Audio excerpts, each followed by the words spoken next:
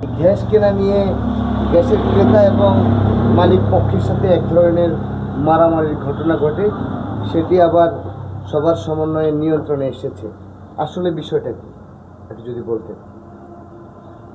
না, এখানে আমি ছিলাম আমাদের চেম্বার অফ কমার্সের, আমার একটা মিটিং ছিল, আমি নোয়াখালী জেলা চেম্বার অফ কমার্সের পরিচালক। সবাইকে নিয়ে আমরা ঘটনাস্থলে আসি।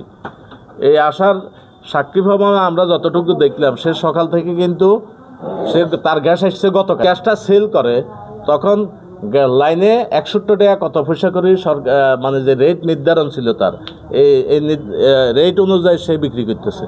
মাঝপথে আসি সে গ্যাসের দাম, মানে লাইনে গাড়ি থাকা অবস্থায় গ্যাসের দাম মাঝপথে আসে সে বাড়াই ফেলছে।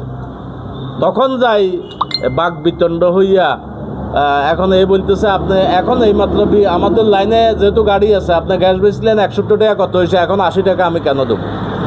তারে এই এক পর্যায়ে মালিক পক্ষের লোক, অর্থাৎ এখানে আমাদের যে মানে সিএনজি স্টেশনের মালিক পক্ষের লোক আসি, তার গায়ের উপরে হাত উঠেছি, তার পাশাপাশি আরও কয়েকজন তার অনুগত লোক আসি তার উপরে আক্রমণ করছে, তারা রাস্তার উপরে অপমান অপদস্থ করছে, তারাকে মারছে।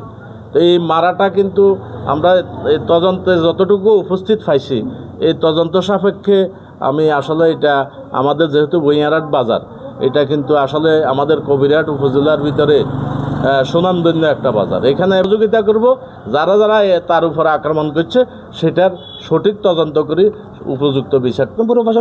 ওই যে একটা লোক মুরব্বী করে আসি ফার্মপেট, উনি আমার বেঞ্চত মাদারচত করে ফার্মে দিন বাঁধিলাম, আর গাঁ কারণে শেষে আমারও ওখানে নিই, আমার গাঁটা আটকেছে। আমি গাঁ দিন না রাস্তার পাম্পের আমি গাড়ি হারাই করি, ওরা আমার লাতি এবং ম্যাচ দুটা মুরব্বী মেচে, আর একটা দোকানদার, এখানে একটা দোকানদার, আর ওরা দুটা কর্মচারী ওরা আমার মেচছে। আমি গাড়িটা যখন দিলাম, কিন্তু গাড়ি এখানে থাকবো, আপনারা আমার একটা 60 টাকা আমি আপনাদের 1000 টাকা দিয়ে দিব।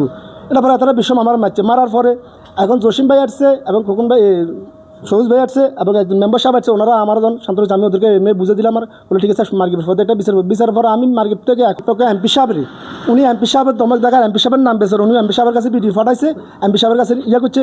এখন আমি আমার এই সঠিক বিচারটা আমি এমপি সাহেব যদি উনি জানাই থাকে, তাহলে আমার এই সঠিক বিচারটা আমার কেন লাগছিল, কেন মারলো, আর গ্যাসটা ব্যাসের 61 টাকা 80 পয়সা করি, আবার 20 মিনিটের ভিতরে কেন গ্যাসটা 80 টাকা করে বেচলো, এটা নিয়ে আমি প্রতিবাদ করতে, তারা আমার অনেক মারা মারছে এবং অনেক আমার লাঞ্ছিত করছে, আমার অপমান করছে। আমি এটা সঠিক বিচার, আমি ভূঁইয়ারহাট বাজারের সকল ব্যবসায়ী এবং সকল রাজনৈতিক নেতার কাছে আমি এই সঠিক বিচারটা চাই। যদি আমি অন্যায় করে থাকি, আমার বিচার ওনারা করক, আমার আপত্তি নেই। আমি যদি কোনো অন্যায় করে থাকি, এটাই আমি বিচার, আমি এখন পর্যন্ত এখনও বিচার বাদিও ঘুরতেছি। এখন মালিক পক্ষ রাজি হতেছে না আমার বিচার করতে না। এখন আমি আপনাদের মাধ্যমে যেভাবে আমার এই বিচারটা সঠিক আছে আমি চাই।